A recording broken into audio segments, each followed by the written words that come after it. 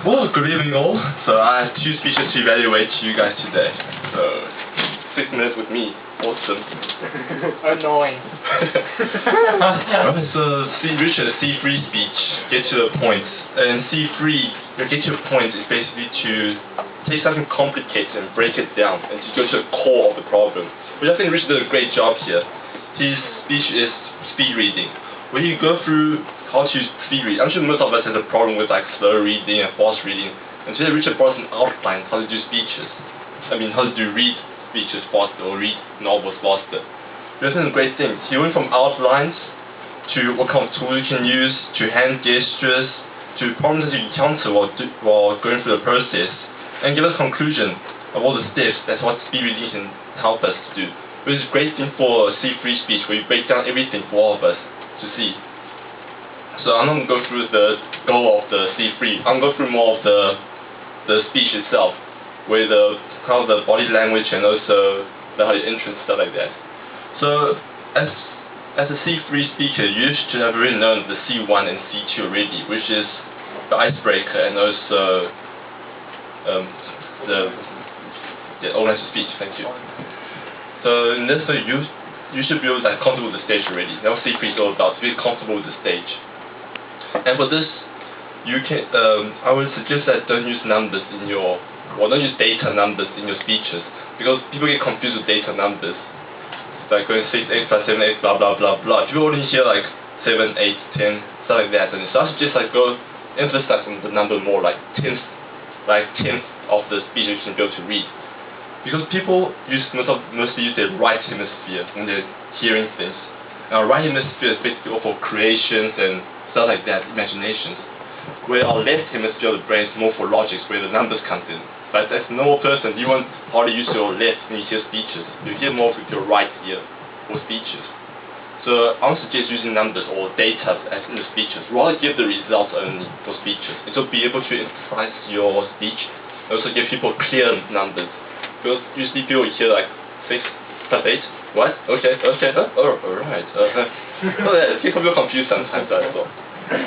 Also when you bring the tools, I really want to suggest bring the tools to everybody, because it's too small and people from the back won't be able to see the tool you're holding. So maybe do a short film or stuff like that, where you to explain why you're having a film in the background. So people in the back will be able to see it. So you should visualize everything for everybody, not just the front row or the second row. So enlarge your pictures, enlarge them. And then also use awkwardness to your advantage as well. Most of people say awkwardness. Okay. When you press the button, it goes up and down. You can use that to your advantage. See how fast this thing's going? Well, let me tell you, my speech will be faster than this. Stuff like that. So be able to create less tension with people. So use awkwardness to your advantage. Alright, so all in all, I'm looking forward to your C4 speech. You see your C4 speech, how to say it. And there you'll learn how to use the stage more and also be able to use the speeches more. Which I'll be looking forward to that. Right, so that's my evaluation with C3 speech. Good luck. And then now, C4 speech. So with Eva went back home. So Eva's speech, well, Valentine's week, we all meet at Palm Forum, you go through an hour and next thing you know, well, man. So C4 speech, how to say it? How to say it is basically to take something complicated and break it down, but instead it's how you express it.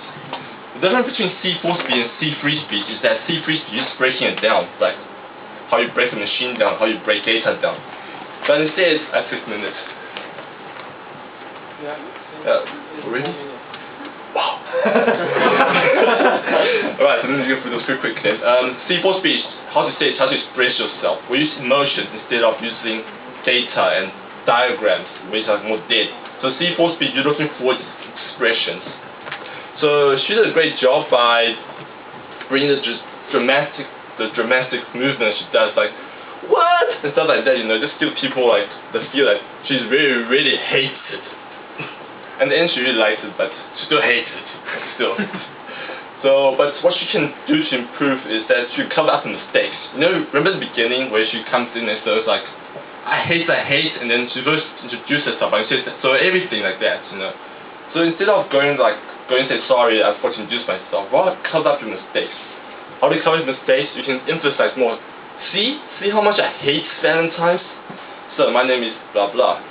So covering mistakes is a good way to also create less tension in the crowd as well. Next thing is her body language. Body language angle. She was pretending walking down aisle, but she walked straight. Instead of doing it, you can walk diagonally. But walking diagonally, your eye contact still with the crowd, so you will not be able to, won't go through somewhere else. So when you walk on the stage, walk diagonally and not sidewardly like this, which then you'll lose eye contact with the crowd. And also her different personality was something that we can all learn. I mean, she did well with her personality, but you're changing her voice, changing the way she acts, so that's a plus on her side there. What else she can improve on is her pauses, which I hate the time. The pauses is basically where you actually like pause, let people don't absorb the information that she has. So when she says something, don't just ramble on. Wait for the audience to react, then ramble on. I mean, when you say a joke, you don't just say, so the priest, the clerk walk into a bar, and blah blah blah blah blah blah blah blah. This way, like this confuses people. So remember what your pauses are. So remember what your jokes are. Therefore, people absorb, they laugh, then continue. Else, when you just tell a joke, people hear it and then you continue. People don't hear the other part because they think about the joke still, you know. So just remember what your pauses are. And so all in all, well, she's not here, so yeah, back to GE.